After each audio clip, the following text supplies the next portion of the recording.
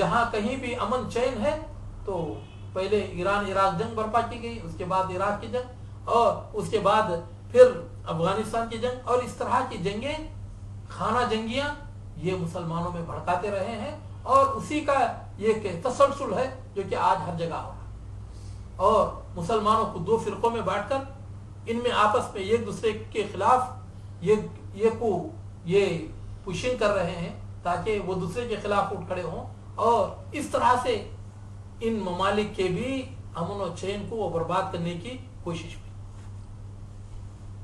اور میرے محترم دوستو، ہم تمام لوگوں پر یہ فرض ہے کہ ہم اس ملک کے کویت کے لیے اور باقی جتنے بھی اسلامی ممالک ہیں ان میں امن و چین کے لیے ہم اللہ تعالیٰ سے دعا کریں۔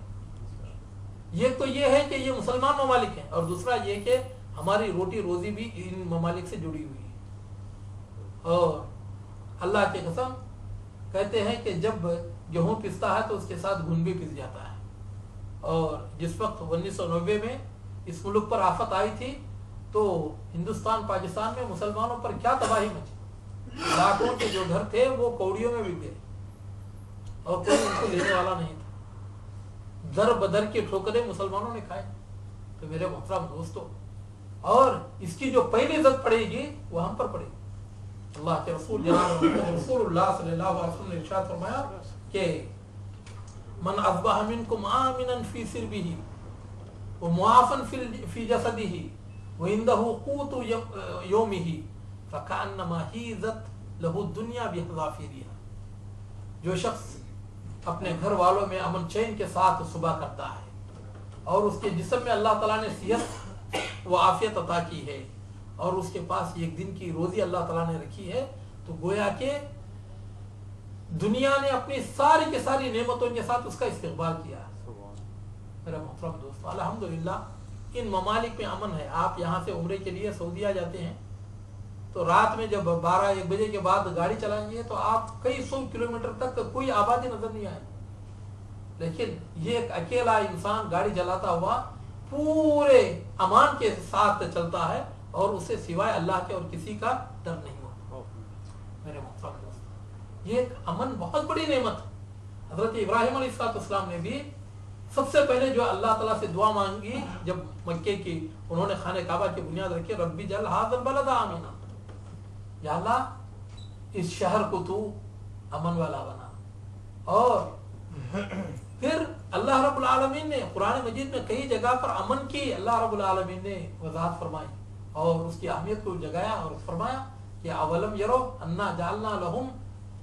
حرما آمنا ویتخطف الناس من حولہم، کیا یہ لوگ نہیں دیکھتے کہ ہم نے ان کو ایک امن والا حرم عطا کیا جبکہ لوگوں کو اس کے آزو بازو سے اچک دیا جاتا۔ اور یہاں پر اللہ تعالیٰ فرماتا فَلْيَعْبُدُوا رَبَّ هَذَا الْبَيْتِ، اس قریش کو چاہیے کہ وہ اس رب کعبہ کی عبادت کرے جس نے کہ الذی اطعمہم من جوع وآمنہم من خوف، اس نے کہ ان کو بھوک سے روزی عطا فرمائی اور خوف سے امن اور چین عطا کی۔ تو میرے محترم دوستو، اور آج ان ممالک کے اندر بھی صلیبیوں اور یہودیوں نے ایک سازش رچی ہے کہ یہاں پر بھی سوری برپا کرے تاکہ کسی مسلمان ملک میں امن چین نہ آئے۔ میرے محترم دوست، جبکہ سارے کفر کے جو ممالک ہیں وہ آرام سے ہیں، ان میں کوئی لفڑے نہیں، اور سارے کے سارے، اور جبکہ وہاں پر بھی بادشاہتیں قائم ہیں۔ کون نہیں جانتا یہ برطانیہ میں کئی 100 سال سے وہاں پر بادشاہ چلی آ رہی، لیکن یہ کہ انہوں نے سب اپنے تدبیریں کر رکھی ہیں اور باقی جو کچھ لفڑے انہوں نے ڈال دیا ہے تو وہ ہمارے ہی ملک میں ڈال دیا۔ میرے محترم دوستو، اب یہ ہے کہ اللہ رب العالمین کی یہ سارے کے سارے وعدے ہیں، تو پھر میرے محترم دوستو، پھر آج مسلمان کیوں تباہ و برباد ہے؟ اسلام کیوں غیروں کے نظر میں ذلیل ہو رہا ہے اور مسلمان کیوں ذلیل ہے؟ میرے محترم دوستو، حقیقت یہ ہے کہ ہم وہ مسلمان نہیں ہیں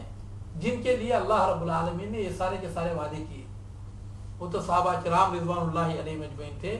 جن کے تعلق سے اللہ تعالیٰ نے فرمایا وعد اللہ الذین آمنوا منکم وعملوا الصالحات، اللہ تعالیٰ نے ان لوگوں سے وعدہ کیا جو کہ ایمان والے ہیں اور جو نیک عمل کرتے ہیں۔ افسوس یہ ہے کہ آج ایمان اور عمل صالح مسلمانوں سے غائب ہے۔ اور حقیقت یہ ہے کہ جیسے لوگ ہوتے ہیں ویسے ہی ان کے حکمران بھی ہوتے ہیں. ایک مرتبہ حضرت علی رضی اللہ تعالیٰ عنہ سے ایک شخص نے کہا, آپ خطبہ دے رہے تھے تو اٹھ کر کھڑا ہو گیا, یا علی اتق اللہ وحکم کما حکم الشیخان, علی اللہ سے ڈر, اور جیسا حضرت ابو بکر نے حضرت عمر رضی اللہ تعالیٰ عنہما نے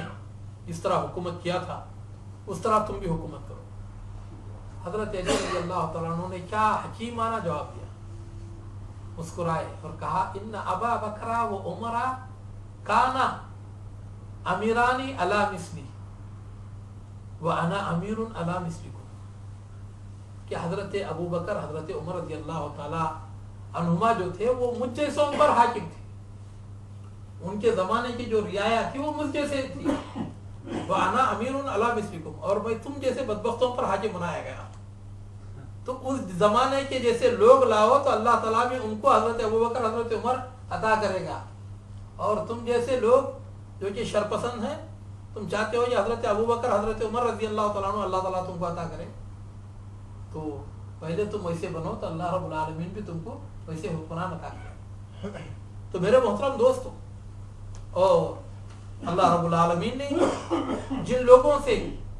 فتح و نصرت کے وعدے فرمائے ان کے تعلق سے فرمایا کہ یعبدوننی لا یشرکون بی شیئا, وہ صرف میری ہی عبادت کرتے ہیں اور میرے ساتھ کسی کو شرک نہیں کرتے. لیکن آج میرے محترم دوستو, سوائے ایک دو ممالک کے کون سا ایسا مسلمان ملک ہے جہاں کی شرک نہ ہوتا. آج مساجد ہمارے ممالک میں ویران ہے, لیکن یہ کہ جتنے بھی عرس قوالے میلے ٹھیلے ہیں وہ آباد, اور وہاں پر آپ مسجدوں میں نمازیوں کو دیکھ لیجیے, اور جہاں پر قبریں ہیں اور عرس وغیرہ میلے لگتے ہیں تو وہاں پر جا کر دیکھیے کہ مسلمانوں کا عالم کیا ہے میرے محترم دوستوں. اور عالم یہ ہو گیا ہے کہ بہت سارے لوگ یہ سمجھتے ہیں, بلکہ جس وقت ہندوستان پاکستان کے بٹوارے کی بات چل رہی تھی مسٹر جناح, کہ مسلمان ایک الگ قوم ہے اور ہندو ایک الگ قوم ہے, یہ دونوں ایک ملک میں جمع نہیں ہو سکتے, اس لیے ہمارے لیے بھی ایک الگ سے ملک چاہیے. اس کی تحریک انہوں نے شروع کی. تو اس وقت جن لوگوں نے اس پر تبصرہ کیا ان میں مسٹر جواہر لال نہرو کے والد بھی تھے جن کا نام تھا موتی لال نہرو. تو انہوں نے کہا کہ مسٹر جناح کی بات کو میں یہ سمجھ رہا تھا کہ مسلمان ایک الگ قوم ہے اور ہندو ایک الگ قوم ہے, یہ دونوں ایک ملک میں جمع نہیں ہو سکتے. لیکن میں اجمیر جا کر دیکھا تو مجھے سمجھ میں آیا کہ مسلمان الگ قوم اور ہندو الگ قوم یہ دونوں الگ الگ نہیں ہیں, بلکہ دونوں ایک ہی ایک قوم ہے. بس فرق اتنا ہے کہ ہندو مندر میں ناریل پھوڑتا ہے اور مسلمان قبر پر سر پھوڑتا ہے, اس کے علاوہ ان دونوں میں کوئی فرق نہیں. میرے محترم, یہ ہے مسلمانوں کا عالم, یہ ہے طنز جو کہ غیر ہم پر کر رہے ہیں میرے محترم دوستو. اور ہمارا عالم یہ ہے کہ ہم اسی کو ہم اپنا ذریعہ نجات سمجھتے ہیں, بلکہ کتنے ایسے لوگ ہیں جو کہ مسجد میں آتے ہیں تو یا غوث کہتے ہیں, مسجد میں آ کر یا غوث کہتے ہیں. بلکہ ایک مرتبہ ہمارے مولانا ہیں, مولانا عبدالوہاب جامعی صاحب, انہوں نے ایک واقعہ سنایا کہ چند سال پہلے وہ حج کے لیے بنگلور سے گئے تھے. تو یہ مرشد دینی تھے, تو اس میں ایک مرد اور ایک عورت ہے, تو وہ ماشاءاللہ بہت اچھے طریقے سے رہتے تھے. لیکن ایک دن وہ خانہ کعبہ سے آتے آتے راستے میں ایک دوسرے سے الجھ پڑے اور لڑنے جھگڑنے لگے. بیوی نے کہا کہ اللہ کے لیے تو مجھے طلاق دے دو, اب میں تمہارے ساتھ نہیں رہ سکتی, میں چوراہوں پر بھیک مانگ کر گزارا کر لوں گی, لیکن اب میں تمہارے ساتھ نہیں رہ سکتی. اب لڑتے بھڑتے یہ اپنے سکن تک آئے تو مولانا نے پوچھا کہ بھئی آپ دونوں تو ماشاءاللہ بہت اچھے محبت سے تھے, کیا ہو گیا؟ اس عورت نے جو بتایا, کہا کہ مولانا بات یہ ہے کہ میں شروع سے ہی میرا خاندان ایسا ہے کہ الحمدللہ اللہ تعالیٰ نے ہم کو توحید کی دولت سے مالا مال کیا, لیکن یہ جو میرے شوہر ہیں یہ خوش عقیدہ, یہ قبروں پر ادھر ادھر یہ ہمیشہ اپنے ماتھے ٹیکتے تھے. میں ان کو زندگی بھر سمجھاتی رہی اور بڑے فورس کے ساتھ میں نے ان کو حج بیت اللہ کے لیے تیار کیا, تاکہ کم از کم یہاں پر خانہ کعبہ میں آ کر یہ دیکھیں کہ اور یہاں پر مکہ مدینہ منورہ میں آ کر دیکھیں کہ کتنے کتنے بڑے اولیاء اللہ ہیں، ان کے کوئی عرس ٹھیلے وغیرہ نہیں لگتے، اور نہ ہی ان کے کوئی ایسی درگاہیں اور ان کے کوئی ایسے دربار لگتے ہیں. تو آج یہ دیکھ کر میرے سارے کے ساری امیدوں پر پانی پھر گیا جب میں نے ان کو دیکھا کہ وہ خانہ کعبہ کے سامنے تسبیح لے کر یا شیخ عبد القادر جیلانی یا شیخ عبد القادر جیلانی یا شیخ عبد القادر جیلانی یا شیخ عبد القادر جیلانی کے نعرے لگائے. اب اس کے بعد میں نے سمجھ لیا کہ یہ بندہ اسے خانہ کعبہ کے اندر بیٹھ کر یہ غیر اللہ کو یاد کر رہا ہے، جسے خانہ کعبہ آنے کے بعد بھی ہدایت نہیں ملی، تو اب دنیا کے کون سے چپے میں اسے ہدایت ملی. تو اس لیے میں نے اب یہ تہیہ کر لیا ہے کہ میں کسی مشرک کے ساتھ میں زندگی بسر نہیں کروں گی، بلکہ میں ان سے طلاق لے کر چاہے میں بھیک مانگ کر زندگی بسر کروں تو میں اس کے لیے تیار ہوں، لیکن میں ایک شرک کرنے والے مسلمان کے ساتھ اس کی بیوی بن کر